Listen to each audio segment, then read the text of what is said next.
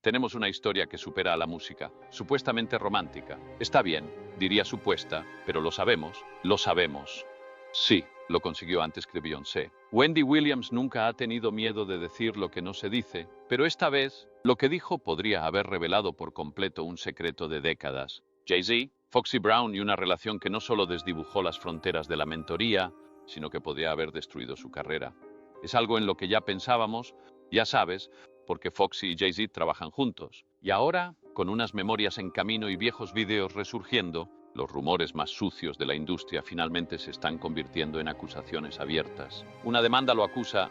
La chica era Sean Diddy Combs en una fiesta hace más de 2 décadas. ¿Por qué desapareció Foxy cuando estaba en la cima del mundo? ¿Por qué Jay-Z sigue evadiendo preguntas sobre los primeros días de su ascenso? ¿Y qué tiene que ver Diddy con todo esto? Porque cuanto más se profundiza en esta historia, más parece que Wendy no estaba siendo descuidada esta vez. Estaba siendo honesta.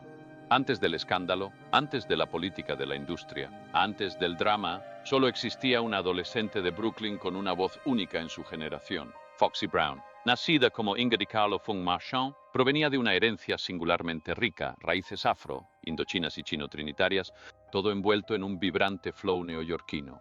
Criada en Park Slope, no nació en una familia privilegiada, pero talento, eso sí que lo tenía de sobra. A los 14 años ya llamaba la atención. No de una forma casual, como si esta chica tuviera potencial, sino de una forma que atrajo a los grandes empresarios a tomar nota. Una noche de 1994, la vida de Foxy cambió. En un concurso de talentos local, se hizo un hueco en la historia del hip hop improvisando. Entre el público estaban los productores Tone y Poke. Sí, los mismos genios detrás del álbum Mr. Smith de LL Cool J. La escucharon, vieron su presencia y de inmediato la pusieron en una canción. Esa canción fue el remix de I Shot Ya. Cuando LL Cool J lo escuchó, pensó que era un rapero que escupía fuego, así de pura energía tenía. Cuando descubrió que era una adolescente, era un rap, y ella quedó grabada. Foxy Brown se unió oficialmente. A partir de ahí, fue como un rayo en una botella. En 1996, antes incluso de cumplir los 18, Foxy aparecía en todo. El remix de You're Making Me High de Tony Braxton, Touch Me, Tease Me the Case, y el más icónico, Ain't No End de Jay-Z. Este último es la clave, porque ese fue el disco que no solo los convirtió en estrellas, sino que los unió. Ese dueto tenía química. Esa química coqueta, genial, típica de un chico de barrio. Pero no era solo música. Tras bambalinas, corrían rumores. Wendy Williams no fue la primera en decirlo, pero quizás sí lo fue en voz alta. Supuestamente, algo romántico. Está bien, diría supuesto, pero ya lo sabemos. Sí, lo consiguió antes que Beyoncé. La gente se rió, pero para Foxy no era broma. En aquel entonces, ella tenía 27 años. Jay-Z tenía 27 años. Comenzó con un verso, luego vino la química. Y durante unos años, parecía que Jay-Z y Foxy Brown eran inseparables. Profesionalmente, quizá incluso personalmente, los éxitos, las apariciones, las firmas conjuntas, hacían que el uno al otro pareciera intocable. Entonces, así como así, la mentoría terminó. Las colaboraciones se acabaron. Jay-Z siguió adelante y Foxy empezó a desaparecer. Al principio, parecía un drama normal de la industria, quizá diferencias creativas, quizá su conflicto con Lil Kim. Pero esa no es la historia completa, porque no se trataba solo de música, se trataba de control. Alrededor de 2003, Foxy empezó a dar pistas sobre lo que realmente había sucedido. En su canción de disidencia Let 'Em Know, rapeó sin ser sutil. Ella lo estaba exponiendo todo, y en lugar de contraatacar, Jay-Z guardó silencio. No respondió en la cabina. No lo negó, simplemente dio un paso atrás. Y ahí fue cuando empezó la lista negra. De repente, los proyectos de Foxy empezaron a postergarse. Su álbum Il Nana 2, la fiebre se canceló. Sus movimientos con el sello discográfico se complicaron. Empezó a criticar a los ejecutivos, a Leo Cohen y a Diddy, y a culparlos públicamente de bloquear su carrera. Pero esto es lo que nadie decía en voz alta. Jay-Z ya no la protegía. Se rumoreaba que tenía demasiada información sucia sobre él, que conocía los rumores, la vida privada, el verdadero Jay-Z tras la máscara de Magnate. Y para alguien como Jay, que construyó un imperio sobre el silencio y el control de la imagen, eso era un problema serio.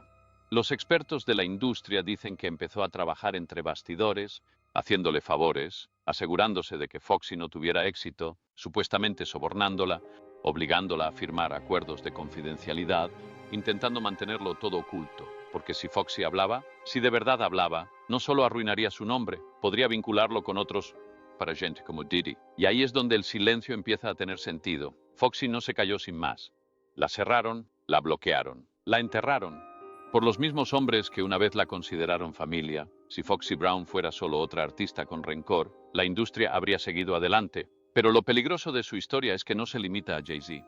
Atrae a otro gigante, uno que ve arder su imperio en tiempo real, Sean Diddy Combs. Para entender por qué el silencio de Foxy importa tanto, hay que fijarse en las compañías que frecuentaba. En los 90 y principios de los 2000, Foxy no solo se movía en círculos, se sentaba junto a los hombres más poderosos del mundo. Jay-Z fue su colaborador, Diddy fue su apoyo, no eran solo compañeros de trabajo. Estos eran guardianes, Reyes y Foxy, la princesa de la memoria cargada. En aquel entonces, la gente no le dio mucha importancia, pero ahora, en el contexto de lo que le está pasando a Diddy, las redadas, las demandas, las acusaciones, sus palabras suenan diferentes, porque lo que Foxy sabía de Jay-Z es muy probable que también supiera de Diddy. Y aquí es donde las historias de los dos hombres empiezan a desdibujarse. Foxy no solo era conocida por su música, era conocida por desaparecer. Un minuto estaba en la cima de las listas, al siguiente se había ido. Pero si nos fijamos bien, su desaparición coincide perfectamente con los momentos en que intentó alzar la voz.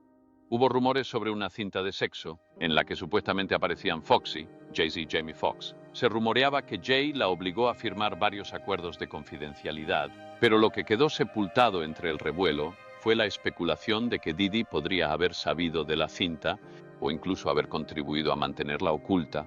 En esta industria, los secretos son moneda corriente. Y Foxy tenía una fortuna, pero en lugar de cobrarla, desapareció.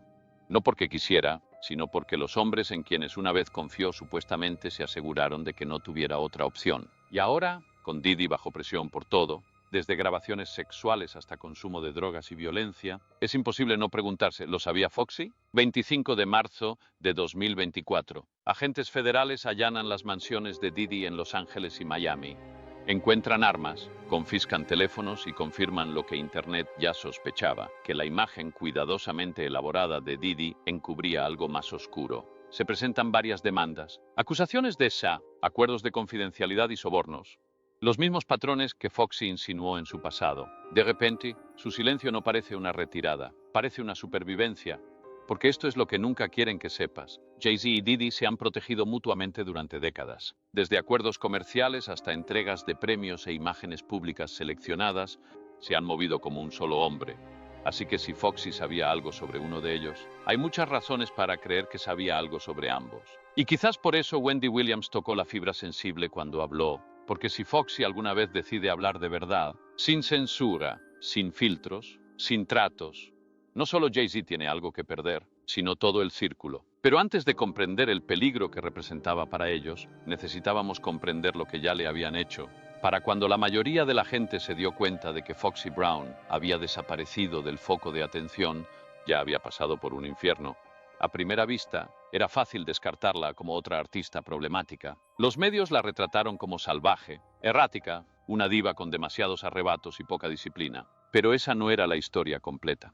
Nunca lo es, porque lo que los titulares ignoraron, y lo que Foxy temía decir en voz alta, era que no solo se estaba desmoronando sola, sino que se estaba derrumbando bajo presión, presión de verdad. El tipo de dolor que llega cuando eres un adolescente y hombres adultos controlan tu imagen, tu carrera y quizás incluso tu cuerpo. Foxy nunca habló de lo sucedido con naturalidad, como en un comunicado de prensa, pero su vida lo contó todo por ella. En el año 2000 se inscribió en la Facultad de Medicina de la Universidad de Cornell, no por publicidad, no para renovar su marca. Era adicta a los opioides y admitió que ni siquiera podía grabar música ni actuar sin morfina. No se trataba de fiesta, se trataba de sobrellevar la situación.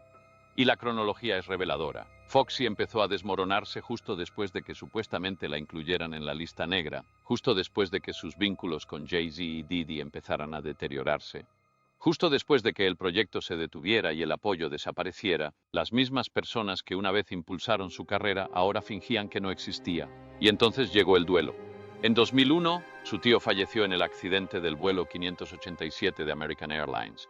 Una terrible tragedia que conmocionó profundamente a su familia. Ya lidiando con la adicción y la depresión, la pérdida la sumió aún más en una espiral descendente. Poco después, empezó a faltar a conciertos, a cancelar espectáculos y a desaparecer durante meses.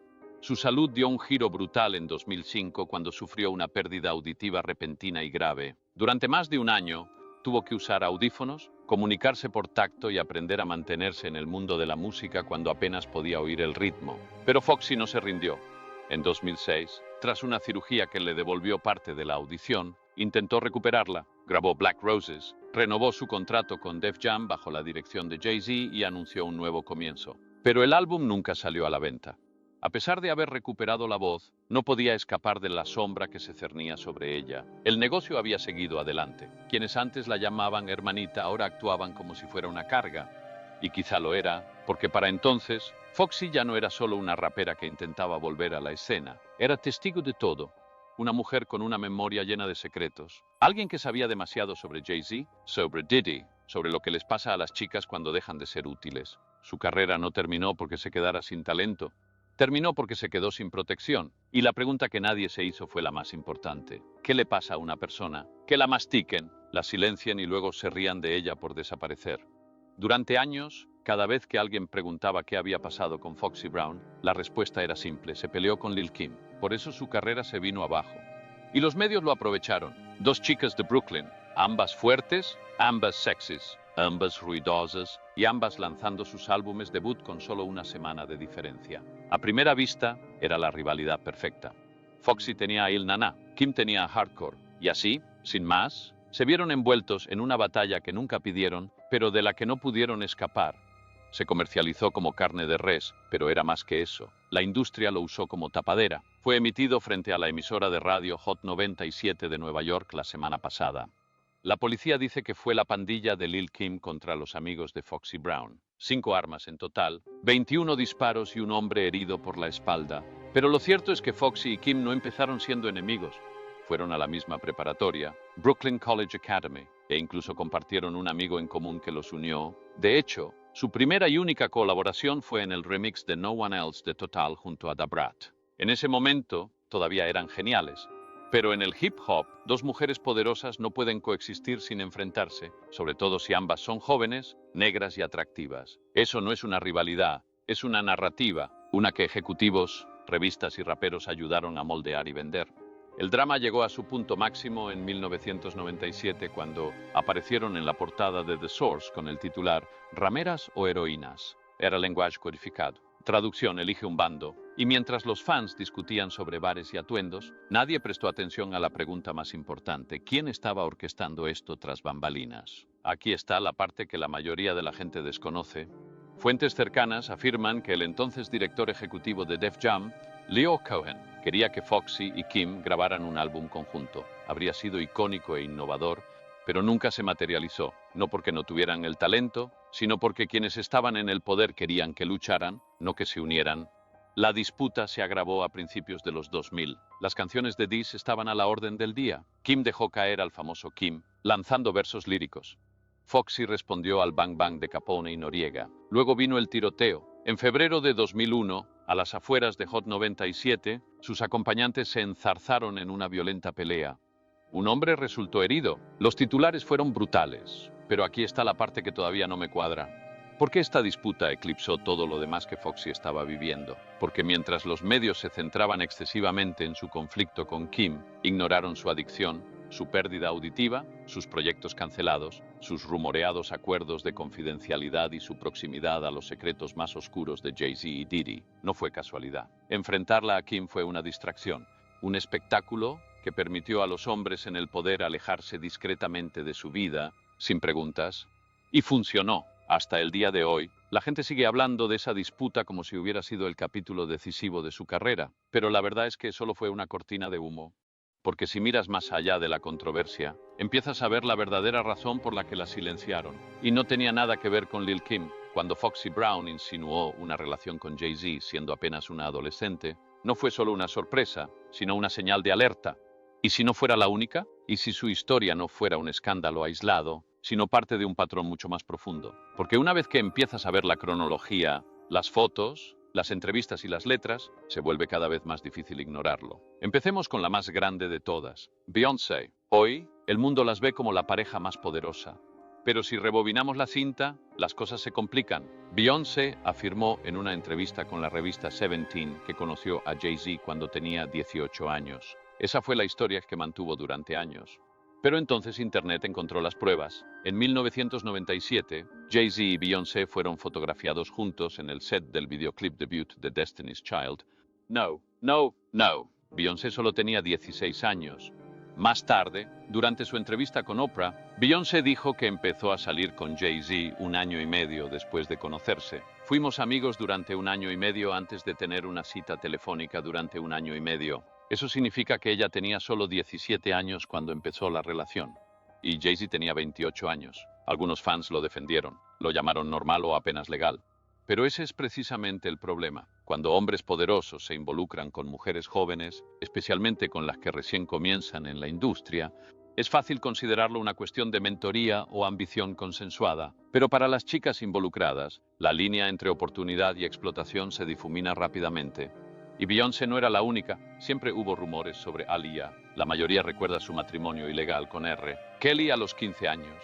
Eso por sí solo fue horroroso, pero lo que a menudo se omite es que, según se informa, Jay-Z también estaba tras Aaliyah. Según expertos de la industria, incluido el ex ejecutivo de Death Row, Reggie Wright, Jay-Z fue uno de los varios hombres mayores de la industria que rodearon a Aaliyah en sus últimos años.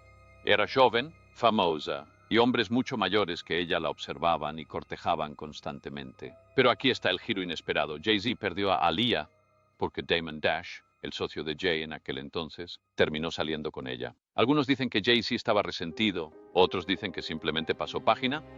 De cualquier manera, el patrón no se detuvo. Nas no lo dijo solo de pasada. Fue al programa de radio de Wendy Williams y lo dejó claro. Si Jay-Z trabajaba codo con R, Kelly en el álbum Lo mejor de ambos mundos, debió haber visto lo que estaba pasando. Adolescentes en el estudio, chicas desfilando. Y en lugar de irse, Jay redobló la apuesta y se puso manos a la obra de todos modos. No era solo ignorancia, era tolerancia. No se trata solo de una chica, se trata de un patrón. Una serie de jóvenes, todas atraídas por Jay-Z antes de tener la edad suficiente para ver el peligro. Y aunque Jay-Z nunca ha abordado estas historias directamente, su silencio lo dice todo. Nunca ha demandado por difamación, nunca ha comparecido públicamente para aclararlo, nunca ha negado las fechas límite, porque negarlas significaría que alguien más podría alzar la voz. Y el día que eso ocurra, todo lo que construyó podría derrumbarse. Foxy Brown nunca tuvo el cierre que la mayoría de los artistas sueñan. No hubo una gran gira de despedida, ni un brillante documental en Netflix, ni un homenaje conmovedor en la noche de premios. En cambio, desapareció silenciosamente de los focos. Y durante años, la industria fingió que simplemente se había agotado. Pero esa nunca fue la verdad. La verdad siempre fue más incómoda y más peligrosa. Porque Foxy no solo cayó en desgracia, sino que fue empujada por los mismos hombres que una vez afirmaron protegerla, empujada fuera de una industria que premia el silencio y castiga la memoria. Jay-Z construyó su legado con una marca meticulosa y un silencio calculado. Diddy construyó el suyo con influencia, ilusión y la capacidad de controlar la narrativa. Pero Foxy, ella era diferente, recordó. Y no temía que la gente supiera que no los había olvidado. Estuvo presente desde el principio, mucho antes de las marcas multimillonarias y las investigaciones federales. Vio el poder que tenían estos hombres. Y lo más importante, vio cómo lo usaban, especialmente con mujeres jóvenes que aún no entendían el precio de decir que sí. Su desaparición de las listas de éxitos no se debió a falta de talento ni relevancia. Se debió a saber demasiado, demasiado pronto. Por eso, décadas después, su nombre sigue causando tensión en salas llenas de hombres como Jay-Z y Diddy. Nunca firmó un contrato para publicar un libro, nunca contó toda la historia. Pero los fragmentos que se filtraron, a través de letras, entrevistas y críticas, fueron suficientes para confirmar lo que muchos sospechaban. Foxy Brown no era solo otra rapera atrapada en un drama. Era una testigo, un lastre, una amenaza para la imagen que esos hombres se esforzaron tanto por proteger. Así que cuando Wendy Williams dijo que Jay-Z y Diddy le tenían miedo a Foxy Brown, la gente se rió, pusieron los ojos en blanco y lo descartaron como un chisme. Pero quizás, solo quizás, Wendy tenía razón. Quizás ese miedo no se base en lo que hizo Foxy, sino en lo que sobrevivió, porque algunas mujeres no necesitan un micrófono para exponerse. A veces, basta con su presencia, su recuerdo y la certeza de que un día, si deciden contar toda la verdad, todo podría derrumbarse. Foxy Brown sigue en pie. Y mientras así sea, sus secretos no estarán a salvo. En fin, eso es todo por este video. Amigos, adiós.